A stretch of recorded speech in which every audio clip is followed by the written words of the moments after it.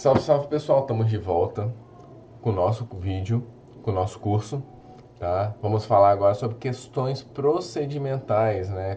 Pontos mais específicos, a finalidade do nosso vídeo. Antes de começarmos, deixe seu like, segue o nosso canal, beleza? Vamos então dar continuação agora e trabalharmos especificamente, ponto 1, manifestação do Advogado-Geral da União. O tema é tratado no artigo 103, parágrafo 3º da Constituição, que diz o seguinte: quando o Supremo Tribunal Federal apreciar a inconstitucionalidade em tese de norma legal ou ato normativo, citará previamente o Advogado-Geral da União que defenderá o ato ou texto impugnado. Observe o seguinte: a própria determinação constitucional estabelece qual é efetivamente a finalidade do AGU, tá? Então a função do AGU é exatamente essa daí: defender o texto impugnado, né? E cuidado com essa situação. Por quê? Exatamente pela função dele ser defender o ato ou texto impugnado, a doutrina vai colocar que ele se apresenta como curador da presunção de constitucionalidade do ato. Essa é a função do AGU, em razão de ele necessariamente, de acordo com o texto constitucional, ter que defender o ato impugnado. E isso leva a um seguinte questionamento, decorrência da própria afirmativa, né? Ele deve sempre defender o texto impugnado? Essa é uma questão deveras interessante, porque o texto constitucional não excepciona, não traz qualquer exceção à atuação do AGU. Contudo, a realidade é outra. Existem, em regra sim, né? Mas existem duas exceções. Vamos lá? Primeiro, anotei o número julgado, ADI 1616. Nesse precedente, o STF fixou o entendimento de que o AGU não precisa defender o ato se o STF já tiver jurisprudência sobre aquele tema. Se já tem um entendimento consolidado no Supremo Tribunal Federal, não há necessidade de ele ir contra essa jurisprudência, né? Então ele tem a opção de não defender o ato. Segunda situação, isso consta da ADI, pegando aqui julgados, ADI 3916. Quando se o interesse, só excluir aqui, se violar interesse da União. O AGU, né, além de ele ter a função constitucional de defender a lei, né, enquanto curador de presunção da constitucionalidade do ato, ele também se apresenta, em razão da sua figura próxima ao presidente da República, como uma pessoa que busca os interesses da União. Então, nessa colisão de interesses, se em algum momento essa proteção essa defesa do ato violar o interesse da União, nesse cenário, o AGU poderá optar sim por não defender o ato impugnado e preponderando, portanto, o interesse da União no caso. Tá? Ponto 3, ainda sobre a manifestação do AGU, amplitude da norma. Cara, amplitude, meus amigos, é ampla. Eu digo respeito a qualquer ato normativo. O federal, estadual, municipal, se for lei, se for emenda constitucional, se for algum ato de efeito concreto, né, alguma lei de efeito concreto, enfim, qualquer ato impugnado em sede da ação, tá? Em sede da ADI. Isso nos leva a algumas questões sobre o tema. Vamos lá. Ainda quanto ao controle concentrado de constitucionalidade das leis, caso uma norma estadual seja impugnada perante o STF nos autos de uma ADI, a defesa do ato cabe ao Procurador-Geral do Estado? Não, nós colocamos aqui para vocês. Ele vai defender qualquer ato no âmbito do Supremo Tribunal Federal. Então aqui, sim, a questão ela é falsa. Seguindo, situação hipotética. Presidente da República, juiz no STF, ADI, que impugna a constitucionalidade de uma lei estadual com base em precedente dessa corte. A petição dessa inicial também foi assinada pela AGU. Assertiva. Nessa situação, conforme entendimento do STF, o AGU deverá defender a constitucionalidade da lei ou ao atuar como curador da norma. Vimos essa situação é exatamente uma das exceções e a assertiva, portanto, ela foi considerada o quê? Falsa. Seguindo então agora manifestação do PGR. O tema é regulado no 103, parágrafo 1º. O PGR deverá ser previamente ouvido nas ações de inconstitucionalidade e em todos os processos de competência do STF. Essa é uma questão interessante que eu lembro logo que eu comecei a fazer concurso público, foi uma das assertivas que eu errei. Por quê? Nós somos meio que treinados quando estamos para concurso a sempre pensar que existe uma exceção e sempre que coloca todos os processos de competência, né, isso ser considerado errado. E caiu lá numa questão de concurso para mim, né, que de acordo com a Constituição, o PGR será ouvido em todos os processos de competência do STF. E na época eu coloquei falso, mas cuidado, pessoal, porque ele será ouvido em todos os processos de competência do STF. E a atuação do PGR, diferente do AGU, que ele tem que defender o ato normativo, a atuação do PGR é livre. Ele não está vinculado ao sentido da constitucionalidade ou inconstitucionalidade da norma, tá? Seguindo então para outras questões procedimentais. Medida cautelar. Vamos lá, pessoal. Medida cautelar é um ponto essencial quando estudamos ADI, o seu rito, né? E que merece, portanto, a nossa devida atenção. Vamos lá. Ponto 1, a questão do quórum para votação. O quórum da votação é o mesmo do julgamento final, aquele que nós vimos agora há pouco, né? 8 para instalar a sessão e 6 para efetivamente decidir sobre o tema, né? A decisão é sempre tomada em maioria absoluta. Então é igualzinho do que nós vimos, não difere em nada nesse ponto. E aqui vale um questionamento interessante. Essa é a regra geral. E aí eu pergunto para vocês, cabe julgamento monocrático pelo ministro relator? Questão muito bacana, muito interessante. E o tema foi trabalhado pelo STF em algumas ações. Em regra, não.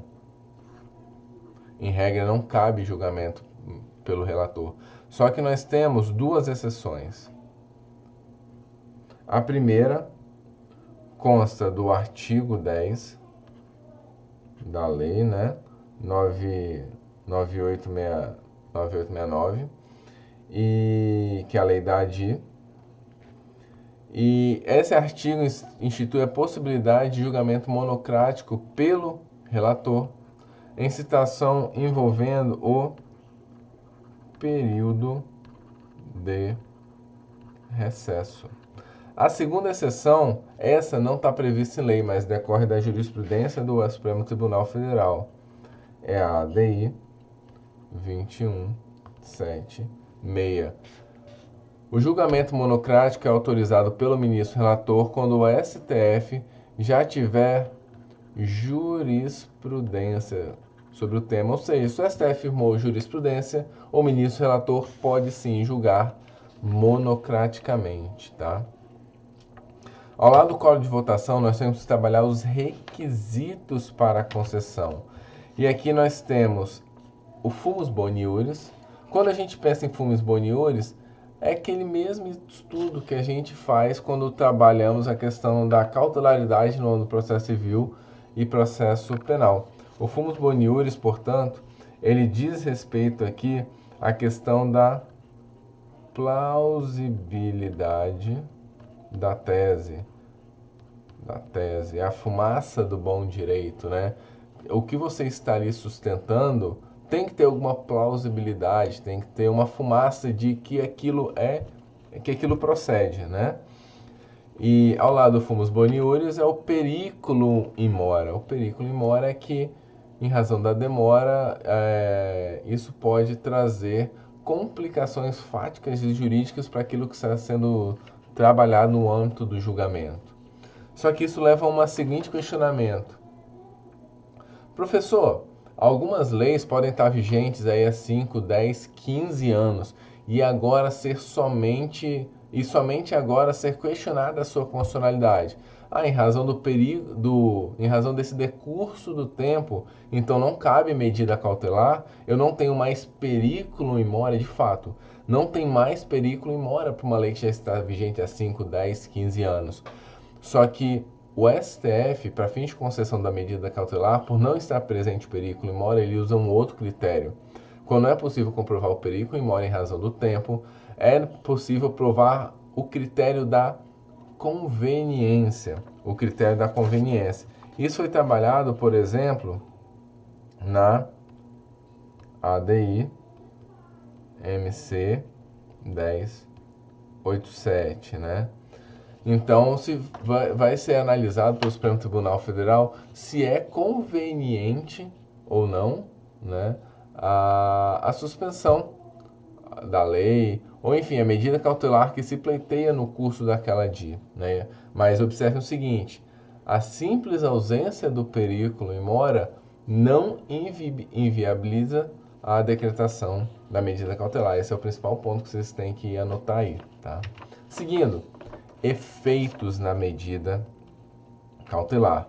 Os efeitos da medida cautelar dependem. Dos efeitos do deferimento, nós teremos basicamente os mesmos efeitos da ação final, né? Aqui nós falamos em efeito erga omnes, em efeito ex nunc, em efeito vinculante e o efeito repristinatório. Observe o seguinte, é possível sim a admissão da modulação para a concessão de outros efeitos que não o ex nunc. Uma segunda observação sobre o efeito ex nunc ainda. Em sede de medida cautelar, nós temos o efeito ex nunc como regra. Já no âmbito da decisão final da ADI, né, e das ações do controle concentrado como um todo, nós temos o efeito ex tunc. Então, cuidado com essa distinção. Medida cautelar ex nunc, decisão definitiva, medida ex tunc. Tá?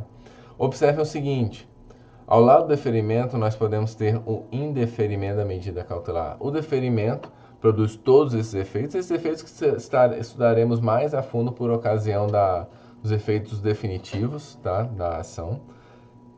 Mas ao lado dos efeitos do deferimento nós temos o indeferimento. O indeferimento é capaz de produzir efeito erga omnes, ex nunc, vinculante, repristinatório. A resposta é não. Cuidado. O indeferimento, então, produz qual efeito? Nenhum efeito desses colocados. O indeferimento não quer dizer que, por exemplo, imagine uma ADI que busca a inconstitucionalidade. A medida cautelar é indeferida. Isso quer dizer que aquela lei seja constitucional? Não. O indeferimento da medida somente quer dizer que os requisitos, ao entender do tribunal, esses dois requisitos que nós vimos aqui, foram fumus boniúris, periculum in mora ou critério da conveniência, que um desses requisitos não se encontram preenchidos, né? Então, cuidado com essa distinção entre os efeitos do deferimento e do indeferimento da medida cautelar, beleza? Vamos lá, algumas questões sobre o tema. Primeira questão, uma questãozinha aí bem recente de 2019. A concessão da medida cautelar em ADI não torna aplicável a legislação anterior a caso existente, dada a vedação do Instituto da Repristinação, de modo a garantir a segurança jurídica. A questão é falsa e a gente vai estudar isso mais à frente. Por quê? A concessão da medida cautelar produz aqueles efeitos e entre eles o efeito repristinatório tácito. Nós vamos estudar isso ainda, não se preocupe. O efeito repristinatório tácito, ele torna aplicável a legislação anterior, acaso existente, tá? Então, por isso a assertiva é falsa. A despeito do caráter dúplice da ADI, o indeferimento de medida cautelar não dá margem à propositura da reclamação, visto que essa decisão não possui efeito vinculante. O efeito vinculante, uma das suas características é possibilitar o quê?